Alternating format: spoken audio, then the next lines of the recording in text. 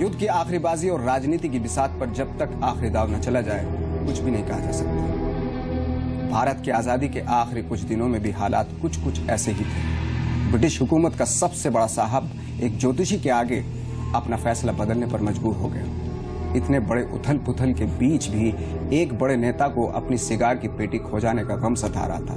14 अगस्त की रात 12 बजे जब पूरा देश आजादी के जश्न में डूबा हुआ था, उस वक्त पूरे देश को जगाने वाला महात्मा चुपचाप कलकत्ता चला गया था। आजादी की उस रात से 60 दिन पहले तक पर्दे के पीछे क्या क्या खेल हुए, कौन कौन थे इसमें अहम खिलाड़ी, इस राज से आज पर्दा उठेगा। मैं नवाजुद्दीन सिद्दीकी आज आपको वो कहानियां सुनाऊंगा जो आपने किसी किताब में नहीं पढ़ी होगी, न किसी फिल्म में देखी होगी। सन 47 के जून का वो महीना कुछ अलग ही था। वैसे तो दिल्ली हर जून में तपती है, लेकिन राजनीतिक माहौल की गर्मी इसे और गर्म कर रही थी। मजहब के नाम पर पंजाब और बंगाल में लगी आग की तपिश भी दिल्ली झेल रही थी।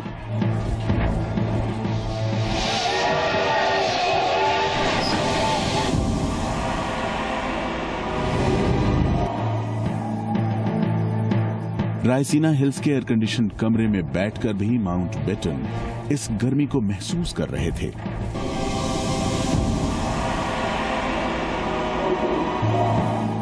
जून की एक ऐसी ही सुबह जब माउंटबेटन ने देश के बंटवारे को लेकर एक मीटिंग बुलाई, तो उसमें भी गर्मी के उस माहौल का असर साफ दिखा। सरदार पटेल और जिन्ना के बीच गर्मागर्म बहस हुई। पटेल ने जिन्ना से साफ साफ कहा कि वो अपने लोग और अपने इलाके की फिक्र करें। माउंटबेटन ने जून के तीसरे हफ्ते में पार्टीशन काउंसिल की बैठक फिर बुलाई, लेकिन इस बैठक में जिन्ना चुपचाप रहे। दिल्ली में 2 घंटे तक चली उस बैठक में जिन्ना लगातार कुछ चित्र बनाते रहे। मीटिंग के बाद वो कागज वहीं मेज पर छूट गए। माउंटबेटन के प्रेस सलाहकार कैम्बल जॉनसन के हाथ वो कागज लगे।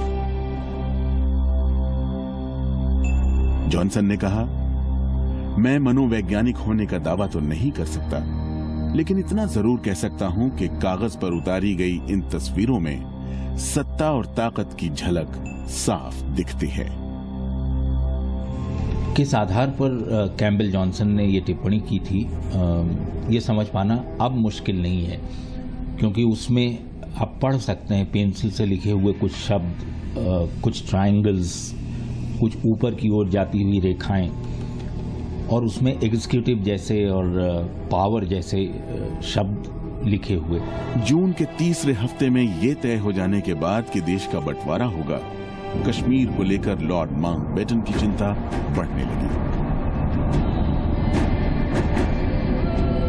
उन्हें पता था कि कश्मीर मसला दोनों देशों के बीच अटकेगा।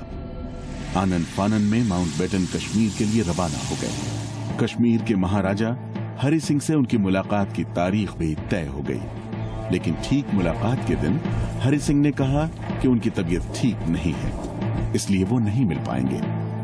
इधर गांधी और नेहरू भी कश्मीर जाने के लिए बेताब हो रहे थे। माउंटबेटन ने श्रीनगर में कर्नल वेब को लिखा, नेहरू आजकल काफी थके दिख रहे हैं, उनकी रात की नींद भी पूरी नहीं हो रही है, वो चिड़चिड़े हो गए हैं।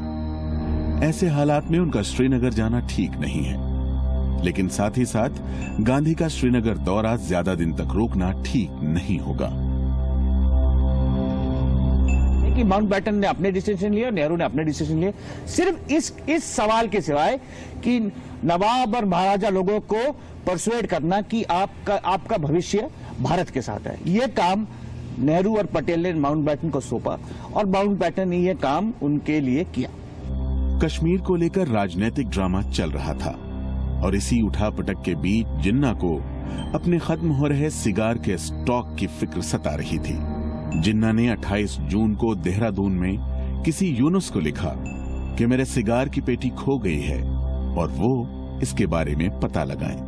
माउंटबेटन ने तो ऑलमोस्ट ये एक्सेप्ट कर लिया था, मान लिया था कि जिन्ना का दिमाग समझ पाना सबसे टेढ़ा काम है, क्योंकि he is a very very quote unquote cold person. Hindustan के आजाद होने से करीब 2 महीने पहले का वक्त था। दिल्ली में बंटवारे को लेकर सियासत गर्म हो रही थी। कई दौर की बातचीत के बाद भी अंग्रेजी हुकूमत किसी ठोस नतीजे पर नहीं पहुंच पाई थी, जबकि लंदन में कुछ चीजों पर आखिरी फैसला हो चुका था। इसमें सबसे बड़ी बात यह थी कि आजाद भारत के 2 टुकड़े करना, और बंटवारे की लकीर कौन शख्स खींचेगा, ब्रिटिश सरकार ने तय कर लिया था।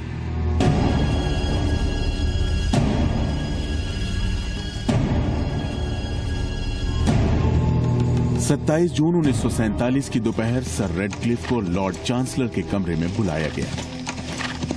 जिस आदमी ने कभी भारतीय उपमहाद्वीप पर कदम नहीं रखा था, उसके सर पर भारत और पाकिस्तान के बीच बंटवारे की लकीर खींचने की जिम्मेदारी दी जा रही थी। सबसे बड़ी चुनौती बंगाल और पंजाब में बंटवारे की लकीर खींचने की थी।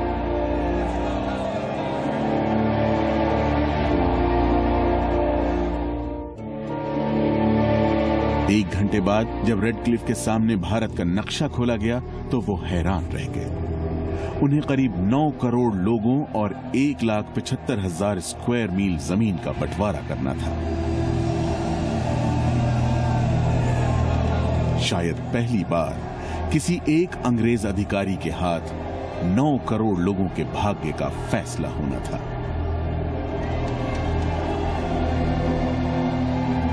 पहले तो ये ब्रिटिश सरकार ने ये सोचा कि हम जून 48 में जाएंगे, लेकिन जून 48 का जो दिन था उसे आगे लाए माउंटबेटन अगस्त 1947। स्वतंत्र और विभाजन का जो सवाल था, इसको आगे लाना, ये सिर्फ इसकी जिम्मेदारी सिर्फ माउंटबेटन की थी। रेडक्लिफ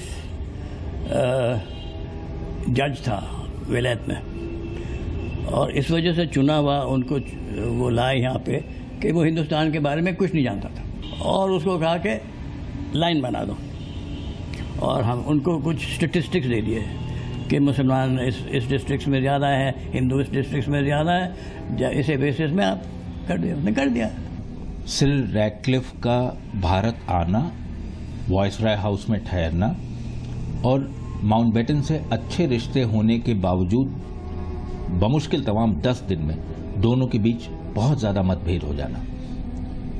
रेडक्लिफ ने जब वो लाइंस बनाई, ये माउंटबेटन ने एक इंटरव्यू दिया था और ये कहा था, फ्रीडम एट मिडनाइट में इसका उल्लेख है, जिसमें कहा था कि मुझे रेडक्लिफ हेज कटर की तरह दिखाई देता है, बहुत बड़ी कैंची लेकर झाड़ काटने की कोशिश कर रहा हो, वैसे वो मुल्क काट रहा था। रेडक्लिफ अपने मिशन के लिए भारत पहुंच गए। भारत की आजादी के बिल पर अभी ब्रिटिश संसद की मुहर लगनी बाकी थी। 4 जुलाई की दोपहर से ही लंदन में बारिश हो रही थी और दिल्ली में गर्मी अपने उफान पर थी।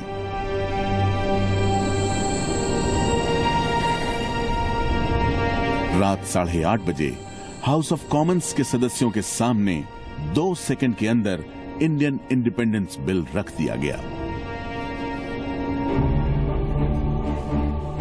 जुलाई की एक ऐसी ही दोपहर गांधी माउंटबेटन से मिलने वायसराय हाउस पहुंचे। गांधी ने कांग्रेस की तरफ से माउंटबेटन को देश के पहले गवर्नर जनरल बनने का न्योता दे डाला। इस ऑफर के साथ साथ गांधी ने माउंटबेटन को यह नसीहत भी दे डाली कि वायसराय हाउस की शानो शौकत से बाहर निकलकर वो लटियंस दिल्ली के किसी बंगले में शिफ्ट हो जाएं, ताकि वायसराय हाउस को अस्पताल बनवा दिया जाए। जवाब में माउंटबेटन ने कुछ नहीं कहा, सिर्फ मुस्कुराए।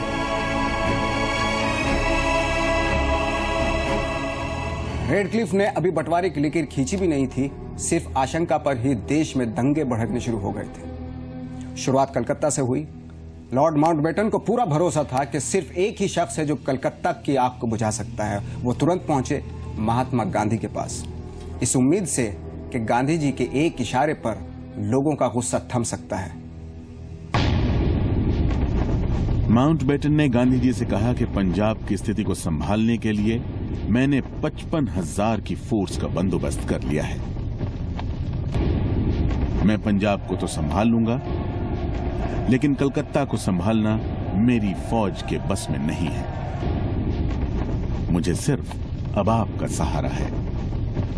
एक बड़ी फौज दंगे रोकने के लिए तैनात की गई थी, क्योंकि लोगों को मालूम था कि बहुत बड़ी संख्या में विस्थापित होंगे लोग, पाकिस्तान से भी और भारत से भी, और कुछ भी गड़बड़ हो सकती है, और हुई। उन दंगों को रोकने के लिए जो 60,000 सैनिक वहां तैनात थे, कुछ बहुत अधिक नहीं कर पाए। बंटवारा ईस्ट में भी हुआ, लेकिन यहां 60,000 की फौज थी और वहां एक गाली। पश्चिम में दंगे हुए, पूर्व में नहीं।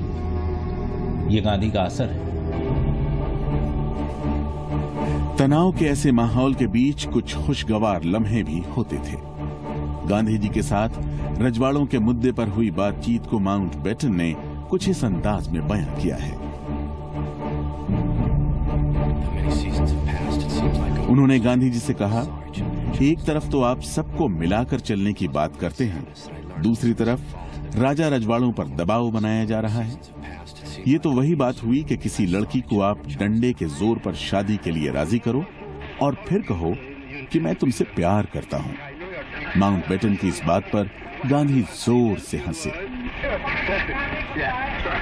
तो गांधी जी का वो बहुत आदर करते थे, लेकिन गांधी जी का तो पॉलिटिक्स में तब तक कोई रोल नहीं था। ना तो वो सरकार में थे, वो तो ना तो वो कांग्रेस पार्टी में भी नहीं शामिल थे। तो जो भी रिलेशनशिप था, ये सिर्फ ये व्यक्तिगत इंडिविजुअल रूप का ही था।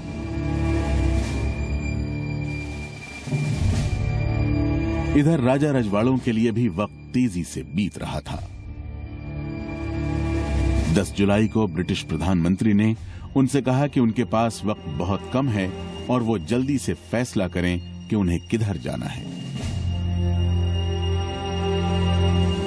इसी दिन एटली ने संसद में घोषणा कर दी कि माउंटबेटन भारत के और जिन्ना पाकिस्तान के गवर्नर जनरल होंगे। माउंटबेटन का ये सबसे ज्यादा पॉजिटिव कंट्रीब्यूशन ये था कि जो भी नवाब और महाराजा, ये उनके सपने थे कि हम भी स्वतंत्र बन जाएंगे, और ये बिल्कुल फालतू सपने थे। इनसे किसी को कुछ फायदा नहीं होता। इन सपनों को उन्हें से उठा दिया उन्होंने। 15 जुलाई भारत की आजादी की तय तारीख से ठीक 1 महीने पहले ब्रिटिश संसद ने इंडियन इंडिपेंडेंस बिल को मंजूरी दे दी। माउंटबेटन ने तय वक्त से पहले ही हिंदुस्तान को आजाद करने और बांटने का फैसला तो ले लिया, लेकिन जैसे जैसे समय नजदीक आ रहा था, उनकी घबराहट बढ़ती जा रही थी। आने वाले तूफान की आहट माउंटबेटन को सुनाई दे रही थी। ये दंगे शुरू हो गए थे, और हिंदू और मुसलमान के बीच में ये दंगे और झगड़े और आपस में मारतोड़ शुरू हो गया था। तो उन्होंने ये भी सोचा होगा, और ये बिल्कुल सिंसियरली सोचा होगा कि अगर लंबा टाइम फ्रेम हो तो ये दंगे और होंगे, तो फटाफट करने से शायद वायलेंस कम हो जाएगा। तो इन्होंने यही सोचा होगा, लेकिन इसका उल्टा हुआ। माउंटबेटन के हाथों वक्त बड़ी तेजी से फिसल रहा था। उन्हें खुद भी इस बात का एहसास था।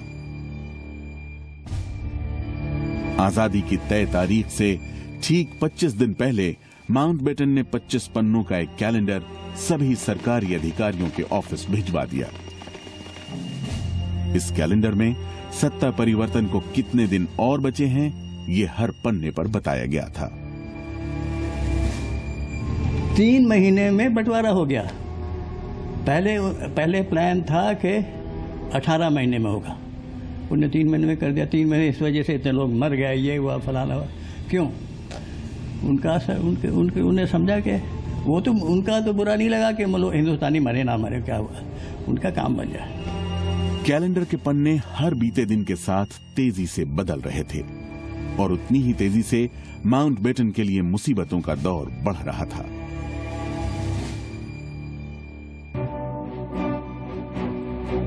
ब्रिटिश हुकूमत उन चिन्हों और प्रतीकों को समेटने में लगी थी जिनमें उसके राजशाही ठाट बाट की झलक दिखती थी।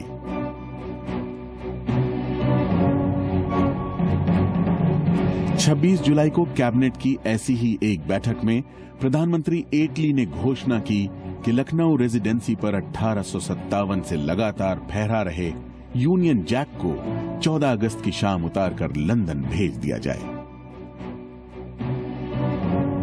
जमीन पर बंटवारे की लकीर खींचने के काम में रेडक्लिफ व्यस्त थे।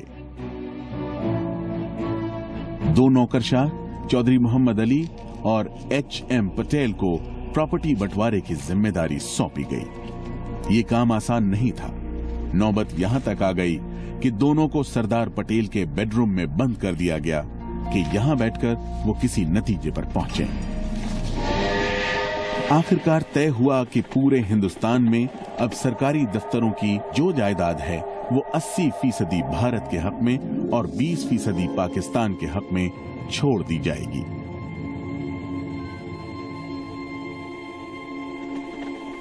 प्रॉपर्टी के बंटवारे पर आखिरकार किसी तरह सहमति तो बन गई।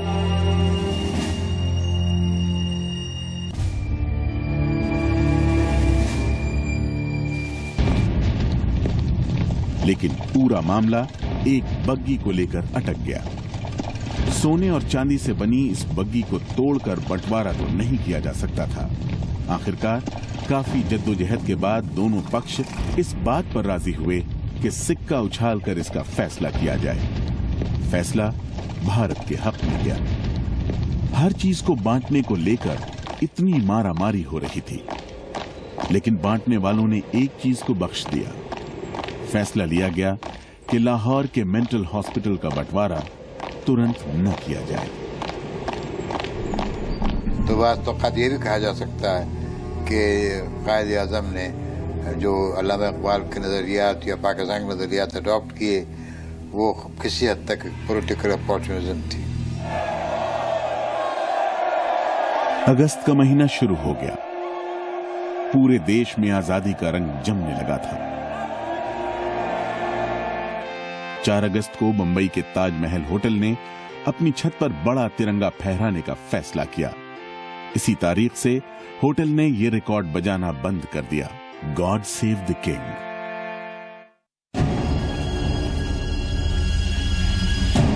सात अगस्त जिन्ना आज दिल्ली को हमेशा हमेशा के लिए अलविदा कहकर कराची के लिए रवाना हो रहे थे। आज जिन्ना उन कपड़ों में थे जिन्हें कभी कभी पहनते थे, शेरवानी और चूड़ीदार।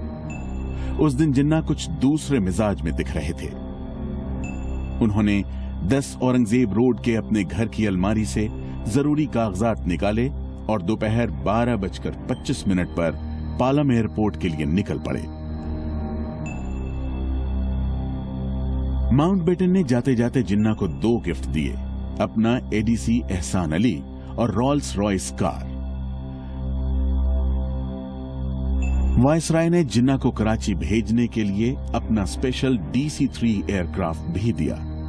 विमान की आखिरी सीढ़ी पर जिन्ना ने दिल्ली को निहारा, आसमान की तरफ देखा और अपने एडीसी सैयद एहसान अली को धीरे से कहा, शायद ये आखिरी बार है जब मैं दिल्ली की तरफ देख रहा हूं। जब ये एयरपोर्ट पहुंचे तो बहुत कम लोग इनको विदा करने के लिए गए थे, बहुत ही सीमित संख्या में लोग थे। लेकिन जब ये मौरीपुर एयरपोर्ट पहुंचे कराची, तो लगभग पूरा एयरपोर्ट लोगों से भरा हुआ था। उसके बाहर का हिस्सा स्टेडियम में खचाखच लोग भरे हुए थे। हवाई जहाज के अंदर जिन्ना चुपचाप बैठे रहे और एक एक करके अखबारों के पन्ने पलटते रहे। उस पूरी फ्लाइट में जिन्ना ने एक शब्द भी नहीं कहा। जिन्ना कराची के लिए निकले, उधर गांधी माउंटबेटन को दिए अपने वादे को निभाने के लिए कलकत्ता निकल पड़े। ये बहुत सिग्निफिकेंट वाक्य है कि जिन्ना बहुत ही स्ट्रांग हेडेड थे। उनको ये मालूम था कि उनको क्या चाहिए, उसको किसी भी तरह हासिल करना उनको आता था। लेकिन एक एलिमेंट ऑफ डाउट जिन्ना के दिमाग में भी था। मेरा अपना ये ख्याल है कि कायद आज़म आखिर वक्त तक ये भी चाहते थे कि किसी तरह से मुसलमानों के मफादात का तहफ़्फ़ुज़ मुत्तहिदा हिंदुस्तान में ही हो जाए। कराची पहुंचने पर जब जिन्ना गवर्नर जनरल के तौर पर मिले, अपने नए नए वाले घर गवर्नमेंट हाउस की सीढ़ियों पर चढ़ रहे थे, तो उन्होंने अपने एडीसी सैयद एहसान अली से मुस्कुराते हुए कहा, मैंने कभी नहीं सोचा था कि मैं जीते जी पाकिस्तान देख पाऊंगा। जिन्ना खुश थे और गांधी सत्ता की चकाचौंध से दूर कलकत्ता के सोधपुर आश्रम में चिंता में डूबे हुए थे।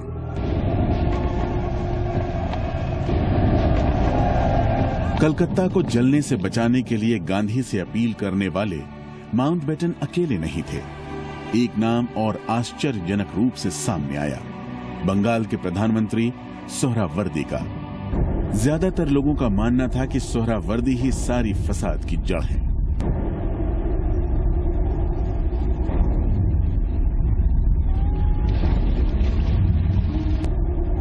सोहरावर्दी गांधी को मनाने लगे। गांधी को अगले ही दिन नोआखली जाना था। गांधी ने सोहरावर्दी के सामने 2 शर्तें रखी। पहली कि सोहरावर्दी नोआखली के मुसलमानों से वादा ले कि वहां एक भी हिंदू के साथ ज्यादती नहीं होगी। दूसरा, वो गांधी के साथ साथ कलकत्ता के एक झुग्गी में रहें। सोहरावर्दी गांधी की दोनों शर्तें मानने के लिए तैयार हो गए। गांधी के इस फैसले पर पटेल ने उनको एक चिट्ठी लिखी। उन्होंने लिखा कि आप ऐसी जगह रहने के लिए चले गए जो किसी बूचड़खाने से कम नहीं है, और साथ ही भी आपने कैसा चुना, सोहरावर्दी। इन सोहरावर्दी के ताल्लुकात बहुत से हिंदू खानदानों से भी बहुत अच्छे थे।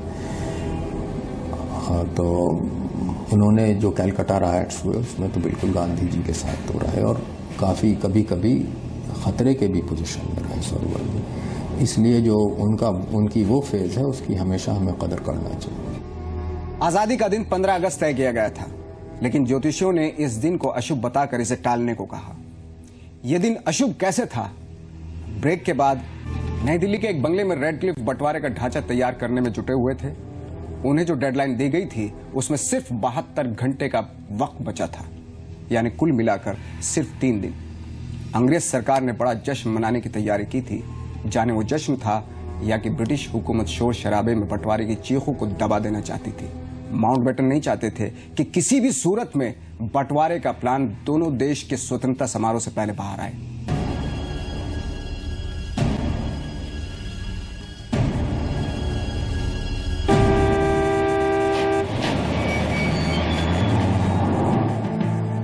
रेड क्लिफ की रिपोर्ट बनकर तैयार हो गई। 13 अगस्त की सुबह उनके सहयोगी एक आईसीएस अधिकारी ने उसे भूरे रंग के 2 लिफाफों में वायसराय हाउस पहुंचा दिया।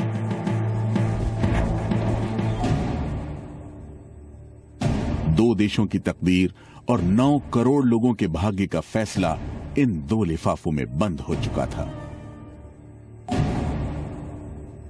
वायसराय को पता था कि जिस दिन ये लिफाफा खुलेगा उस दिन गदर मचेगा।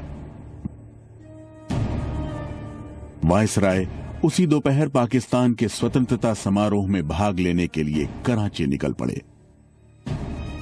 15 अगस्त से पहले जितने भी फैसले हुए उसमें इस बात का अंदेशा ही नहीं था कि खून खराबा होगा, और ये अंदेशा ही नहीं था कि लोग इधर से उधर, उधर से इधर जाएंगे। किसी को अंदाजा नहीं था पार्टीशन का। ये बात जरूर है कि अंग्रेजों ने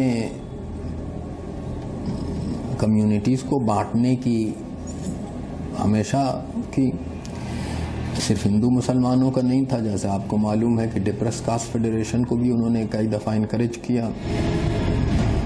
माउंटबेटन ने भारत की आजादी का दिन 15 अगस्त तय किया, लेकिन ज्योतिषियों ने कहा कि यह दिन अशुभ है। आखिरकार इस बात पर मोहर लगी और 14 अगस्त की रात को ही आधिकारिक समारोह शुरू कर दिया जाए। लेकिन जो जिन्ना अब तक बहुत खुश थे, उनको अचानक एक अपशकुन की आहट हुई।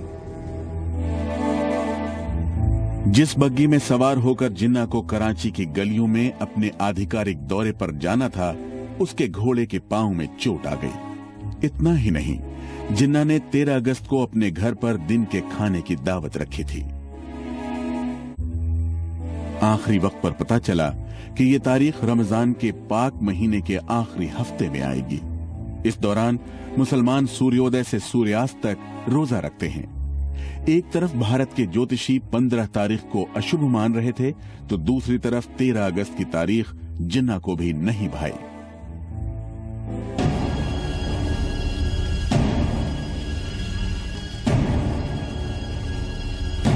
देश को आजाद होने में अब मात्र 36 घंटे बचे थे। महात्मा गांधी सौदपुर के अपने आश्रम से निकल पड़े, इस उम्मीद के साथ कि कलकत्ता को वो जलने से बचा लेंगे। माउंटबेटन समेत पूरे देश को उनसे इसी चमत्कार की उम्मीद थी। उनकी मंजिल थी सौदपुर आश्रम से 10 मील दूर हैदरी हाउस। आज 10 मील का वो सफर गांधी को कभी न खत्म होने वाला लग रहा था। हैदरी हाउस एक अमीर मुसलमान सेठ का घर था, जिसे उसने कीड़े मकोड़ों के भरोसे छोड़ दिया था। इस खंडहर जैसी हवेली में गांधी के साथी भी अजीब थे, सोहरावर्दी। सोहरावर्दी को देखते ही वहां के हिंदुओं ने उस घर पर पत्थर बरसाने शुरू कर दिए। अंदर कमरे में गांधी बेपरवाह बैठे थे। अपनी जिंदगी में गांधी को पहली बार ऐसे हालात का सामना करना पड़ा। अगस्त 15 यहाँ नहीं रहे, कलकत्ते चले गए। क्यों कलकत्ते गए? वहाँ पे हिंदू मुस्लिम में फसाद हो रही थी, उसको कुछ वहाँ पे ठीक कुछ करवा दिया उन्होंने। फिर नेहरू ने कहा अब दिल्ली आइए, यहीं पे हो रहा। तो बेचारे आए, पर यहाँ तो कोई सुन नहीं रहा था उनकी बातें। हैदरी हाउस से 1800 मील दूर 14 अगस्त के दिन गांधी के विरोधी जिन्ना इतिहास के सामने उस जीत का गवाह बनने जा रहे थे जिसमें गांधी हार गए। जिन्ना देश को बांटने के अपने मंसूबे में जीत गए। कराची के उस परेड मैदान में इतिहास इस पल का गवाह बनने को तैयार खड़ा था। गांधी जी ने तो ये कहा था, मतलब जो बात पहले हो चुकी है कि ये इस आजादी को मैं असली आजादी नहीं समझता, क्योंकि बंटवारे के साथ हुई। 14 अगस्त की वो रात माउंटबेटन भी गांधी की तरह कुछ चमत्कार करने की कोशिश में जुटे थे। उनके दिमाग में एक ही बात चल रही थी, क्या इस देश के सबसे मजबूत इंसान होने के नाते वो आखिरी घंटों में कोई चमत्कार कर सकते हैं? सोचते सोचते उन्हें ये ख्याल आया कि अपने दोस्त पालनपुर के नवाब की पत्नी को वो हाइनेस की पदवी दे सकते हैं। माउंटबेटन ने पहले के वायसराय से इस बात की पैरवी की थी, लेकिन कोई सुनवाई नहीं हुई थी। आज वो खुद उस कुर्सी पर बैठे थे। उनके पास वक्त काफी कम था। उन्होंने वायसराय के तौर पर अपना आखिरी फैसला लिया।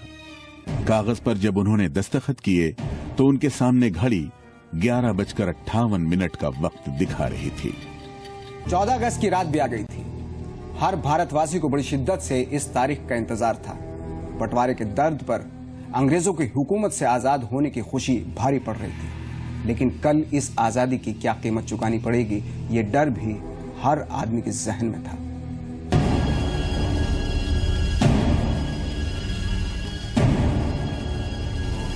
चौदह अगस्त की उस रात को दिल्ली में बारिश हो रही थी। तेज बारिश भी लोगों का हौसला पस्त नहीं कर सकी। कॉन्स्टिट्यूएंट असेंबली के बाहर लोगों का तांता लगा था। अंदर भी हॉल खचाखच भरा था। ठीक 12 बजे जवाहरलाल नेहरू को प्रधानमंत्री पद की शपथ दिलाई गई। रात को 12 बजे नेहरू देश को अपने ऐतिहासिक भाषण से जगा रहे थे। When the world sleeps, India will awake to life and freedom. It is fitting that at this solemn moment we take the pledge of dedication to the service of India and her people and to the still larger cause of humanity. वहीं आजादी के समारोह की चकाचौंध से दूर वो शख्स हैदरी हाउस में उस रात चुपचाप सोया हुआ था, जिसने आजादी की लड़ाई के लिए पूरे देश को जगाया था। गांधी दूर नहीं रखे हुए थे। कांग्रेस ने गांधी को 1945 से लीडरशिप ने बहुत ही सलीके से, बहुत प्यार से और बहुत ही अदब से एक सीनियर लीडर मान के अलग कर दिया था। आपको मैं एक उदाहरण देता हूँ। एक वर्किंग कमेटी थी 45 के बाद हुई, मौलाना का याद कर रहे थे, गांधी जी को सलाह के लिए बुलाया। गांधी जी ने अपनी सलाह ले दी। वहां पर सन्नाटा था। 2 मिनट के सन्नाटे के बाद मौलाना आजाद कहते हैं, बापू जाए ना। अब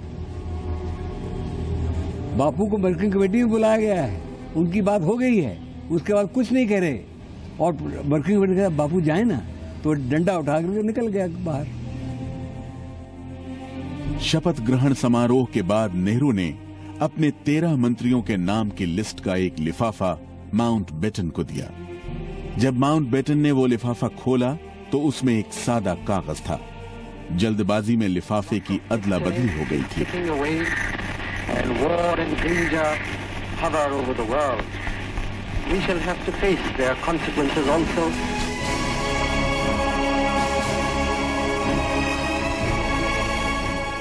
आखिरकार 15 अगस्त को आजादी की पहली सुबह भी आई।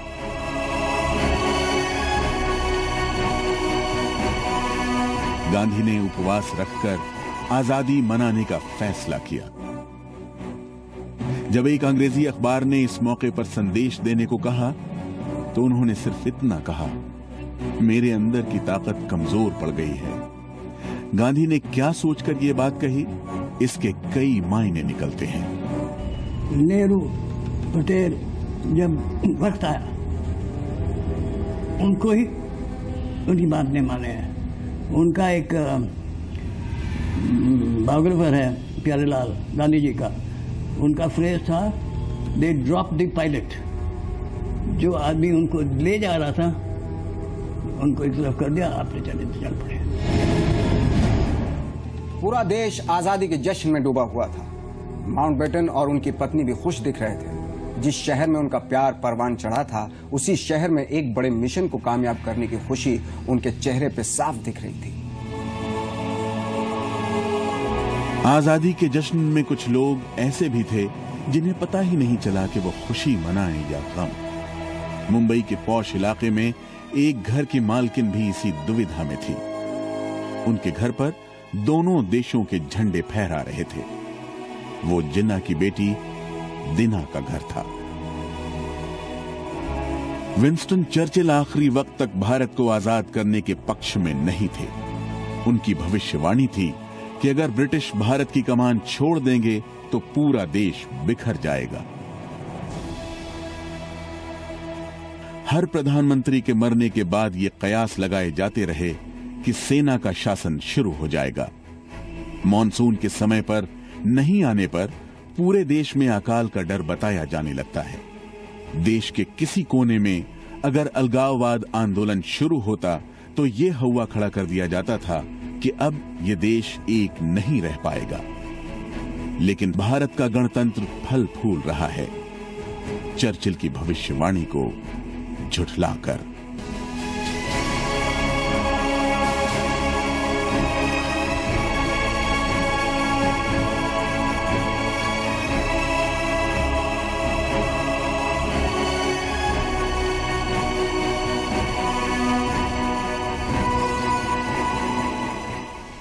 तो देखा आपने, जिस आजाद हवा में आप सांस ले रहे हैं वो आजादी हमें और आपको कैसे मिली।